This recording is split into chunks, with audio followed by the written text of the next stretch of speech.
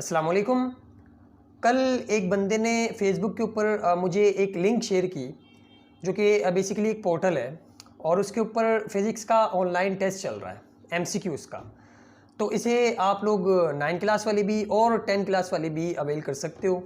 ये काफ़ी मुफ़ीद है आपकी प्रिपरेशन के लिए एग्ज़ाम की। तो इसकी जो लिंक है वो मैं नीचे डिस्क्रिप्शन के अंदर डाल दूँगा और जो इसकी इन्फॉर्मेशन है वो भी अभी हम लोग यहाँ पे शेयर कर लेते हैं कि इसको अवेल किस तरह से करना है और इसकी डेट्स वगैरह क्या-क्या हैं।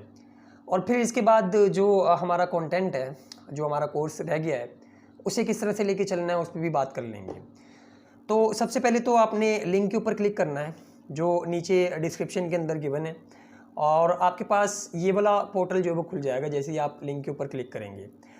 अब थोड़ा-सा नीचे स्क्रॉल करना है। अगर आप लैपटॉप के ऊपर कर रहे हैं तो इस तरह से आपको दिखेगा। मोबाइल के ऊपर भी अगर आप लोग खोल रहे हैं तो स्क्रॉल करने के बाद आपको ये वाला जो है वो नज़र आएगा, फ़िज़िक्स का ऑनलाइन टेस्ट। तो आपने इसके ऊपर क्लिक करना है, गो टू द टेस्ट, और फिर इसके बाद आपके पास जो है वो कुछ इस तरह की चीज़ खुलेगी और यहाँ से आपने स्टार्ट करना है फ़िज़िक्स ऑनलाइन टेस्ट और यहाँ से आप जो है वो इसे स्टार्ट कर दें। यहाँ पे अपना नाम लिखें जो भी है और नाम लिखने के बाद जो है वो आप नेक्स्ट पे क्लिक करें। यहाँ से आपका जो एमसीक्यूज़ का टेस्ट है वो स्टार्ट हो जाएगा। ऊपर आपके पास टाइम आ रहा है गिवन कि आपको कितना टाइम दिया हुआ है इसको जो है वो सॉल्व करने के लिए। तो ये पहला एमसीक्यूज़ है। इसी तरह 50 एमसीक्यूज़ आपके पास होंगे और आपने जो है वो यहाँ से सही वाला क्लिक करना है कि एसआई यूनिट जो है वो प्रेशर की क्या है। तो ये पास्कल है, आप इसके ऊपर क्लिक करें और नेक्स्ट करते जाएँ और फिर जब आपका ख़त्म हो जाएगा ये वाला टेस्ट तो आपके पास आपका रिज़ल्ट भी जो है वो आपको दिखा देंगे। ये यहीं पे ही जो आपको नज़र आ जाएगा सारे का सारा कि कितने सही किए हैं आपने एमसीक्यूज़ और कितने गलत किए हैं। अच्छा, अब इसकी डिटेल ये है कि ये हमारे पास चैप्टर वाइज़ हो रहा है। एमसीक्यूज़ का जो आपके पास टेस्ट हो रहा है चैप्टर वाइज़ हो रहा है। 29 यानी कि आज से ये वाला स्टार्ट हो गया है चैप्टर नंबर 1 से 5 तक। तो आप पहले प्रिपरेशन कर लें चैप्टर नंबर 1 से लेकर 5 तक के जितने भी एमसीक्यूज़ आपकी बुक के अंदर गिवन है या फिर गाइड के अंदर हैं या फिर 10 ईयर के हैं, उनकी आप प्रैक्टिस कर लें सारे के सारों की। और आपके पास टाइम कब से कब तक है?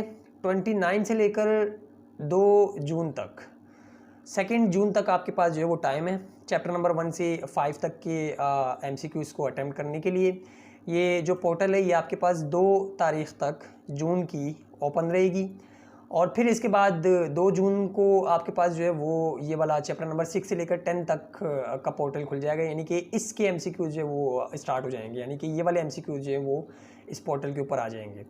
और फिर इसी तरह कब तक अवेलेबल रहेंगे? 2 दिन तक, जो कि 4 जून तक है। और उसके बाद फिर ये वाले आ जाएंगे, फिर ये वाले आ जाएंगे। इसका आप स्क्रीनशॉट ले लें या फिर इसको जो है वो कहीं पे नोट कर लें। और फिर सबसे आखिरी फ़ाइनल जो सारे का सारा मिला के होगा आपका टेस्ट, वो 14 ऑफ द जून को होगा। तो इस तरह से आप ये वाला जो टेस्ट है ऑनलाइन इसे अटेम्प्ट कर सकते हैं और अपनी प्रिपरेशन कर सकते हैं एग्ज़ाम्स के लिए। अब अगर बात करें हम अपने फ़र्दर कोर्स की, फ़र्दर कंटेंट की कि आगे हम लोग किस तरह से लेके चलेंगे, क्योंकि एग्ज़ाम जो है वो आपके काफ़ी ज़्यादा करीब आ चुके हैं और अभी तक हमारा जो है वो चैप्टर नंबर 14 चल रहा है। तो जिस तरह से चल रहा है यानी कि हम लोग सारे का सारा जो है वो कवर करते जा रहे हैं। बीच में से कुछ टॉपिक्स चैप्टर्स के जो है हमने छोड़े हैं, बाकी जो है वो सारे का सारा ही हमने तकरीबन जो है वो कवर किया है। तो अगर इसी तरह से लेके चले तो एग्ज़ाम से पहले जो है वो हमारा कोर्स कंप्लीट नहीं हो पाएगा। तो अभी सोचा ये है कि हम चैप्टर नंबर 15 तक जैसे चल रहा है वैसे ही लेके चलें, यानी कि रिड्यूस सिलेबस को फॉलो ना करें। और फिर चैप्टर नंबर 15 के बाद जो चैप्टर नंबर 16 है, 17 और 18 और 19 है, यानी कि 16 से लेकर 19 तक हम सिर्फ़ और सिर्फ रिड्यूस सिलेबस को फॉलो करें। रिड्यूस सिलेबस को फॉलो ना करने की वजह ये है कि जो इन्होंने टॉपिक सिलेक्ट किए हैं रिड्यूस सिलेबस के अंदर, वो अकड़ बकड़ करके किए हैं। यानी कि एक यहाँ से सिलेक्ट कर लिया, एक वहाँ से कर लिया, एक वहाँ से कर लिया। और हमारे पास होता क्या है कि जो चैप्टर होता है वो बेसिकली पूरा एक स्टेप बाय स्टेप लेके चल रहे होते हैं। बुक के अंदर जो चैप्टर हमारे पास मौजूद होता है वो एक प्रोसीजर के साथ या फिर एक स्टेप वाइज जो लेके उन्होंने जो है वो हमें दिया हुआ होता है।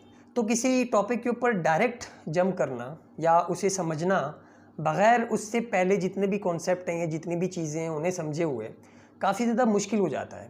तो यही वजह थी कि हम अभी तक जो है वो स्टेप बाय स्टेप चल रहे थे, यानी कि टॉपिक बाय टॉपिक चल रहे थे, बुक के हवाले से या फिर बुक को लेते हुए जो हम लोग चल रहे थे। लेकिन अभी चूँकि टाइम जो है वो काफ़ी ज़्यादा कम है, तो इसलिए चैप्टर नंबर 15 तक हम सेम इसी तरह चलेंगे जिस तरह से चलते हुए जा रहे हैं। और फिर चैप्टर नंबर 16 से आगे हम सिर्फ़ और सिर्फ रिड्यूस सिलेबस के टॉपिक्स को अच्छी तरह समझने की कोशिश करेंगे। लेकिन कोई गारंटी नहीं है कि पूरे का पूरा अच्छी तरीके से जैसे अभी हमारे टॉपिक्स चल रहे हैं उस तरह से आपको समझ में आए। लेकिन ये है कि इतना हो जाएगा कि आपका एग्ज़ाम जो है वो पास हो जाएगा। तो फिर एग्ज़ाम के बाद हम लोग क्या करेंगे कि चैप्टर नंबर 15 तक जैसे अभी हमने छोड़ा है, 16 से सेम इसी तरह से दोबारा से स्टार्ट कर देंगे। यानी कि 16 से आगे अभी फ़िलहाल एग्ज़ाम से पहले जो हम लोग वीडियोस बनाने वाले हैं, ये सिर्फ़ और सिर्फ एग्ज़ाम पॉइंट ऑफ व्यू के लिए होंगे। यानी कि इसलिए होंगे कि आपका जो एग्ज़ाम है वो निकल जाए किसी तरह से। और फिर जब एग्ज़ाम आपके एक बार जो है वो पास हो जाएंगे, तो फिर जब हम लोग जो है वो चैप्टर नंबर 16 से सेम इसी तरह से जिस तरह से अभी लेके चल रहे हैं, हम दोबारा से कंटिन्यू कर लेंगे। सेम इसी तरह से जैसे इंट्रोडक्शन होता है, फिर उसके बाद दूसरा वाला टॉपिक होता है, और फिर स्टेप बाय स्टेप जो है वो लेके चलेंगे। और बकाया जो हमारे टॉपिक्स पिछले चैप्टर्स के अंदर भी रह गए हैं, जैसे चैप्टर नंबर 12 के अंदर हमने बिहेवियर ऑफ वेव्स के आगे जितने टॉपिक्स थे वो सारे छोड़े हुए, तो उन्हें भी डिस्कस कर लेंगे एग्ज़ाम्स के बाद। और इस चैप्टर के अंदर भी, चैप्टर नंबर 14 के अंदर भी हमें अभी फ़िलहाल कुछ इंस्ट्रूमेंट, ऑप्टिकल इंस्ट्रूमेंट जो है वो छोड़ने पड़ेंगे, तो उन्हें भी हम एग्ज़ाम के बाद जो है वो पूरा मतलब मुकम्मल करेंगे, उनको भी जो है वो कंप्लीट करेंगे। इन्हें पढ़ना क्यों ज़रूरी है, यानी कि रिड्यूस सिलेबस के अंदर उन्होंने आपको कम तो करके दे दिया सिलेबस, लेकिन ये आप लोगों के लिए जो है वो नुकसान है। नुकसान इस वजह से क्योंकि फ़र्स्ट ईयर और सेकेंड ईयर की फ़िज़िक्स के अंदर यही सारी की सारी चीज़ें काफ़ी डिटेल के अंदर आती हैं, और मतलब यही होती हैं सारी की सारी चीज़ें। आप फर्स्ट ईयर की बुक उठा के देख लो, चैप्टर नंबर उसका जो 10 है, उसके अंदर यही कंपाउंड माइक्रोस्कोप, एस्ट्रोनॉमिकल टेलीस्कोप और इसके अलावा जो मैग्नीफाइंग गिलास है, ये सारे के सारा, और मतलब थोड़ा सा डिटेल के अंदर होगा। बाकी जो कॉन्सेप्ट हैं वो आपके पास यही हैं। तो फर्स्ट ईयर के अंदर होता क्या है कि जब आप लोग जाते हो और टीचर आपको बोलता है कि ये चीज़ जो है वो आपने मैट्रिक क्लास के अंदर पढ़ी हुई है, तो इसलिए इसकी इतनी ज़्यादा बेसिक्स के अंदर हम लोग नहीं जाएंगे। वहाँ पे आपको सिर्फ जो है वो डायरेक्ट आगे, मतलब वो ये समझा हुआ होता है उन्होंने कि आपने मैट्रिक के अंदर जो ये सारे का सारा पढ़ा हुआ है। लेकिन होता क्या है कि मैट्रिक के अंदर हम लोग इनको स्किप कर देते हैं, हम लोग पढ़ते ही नहीं इनको।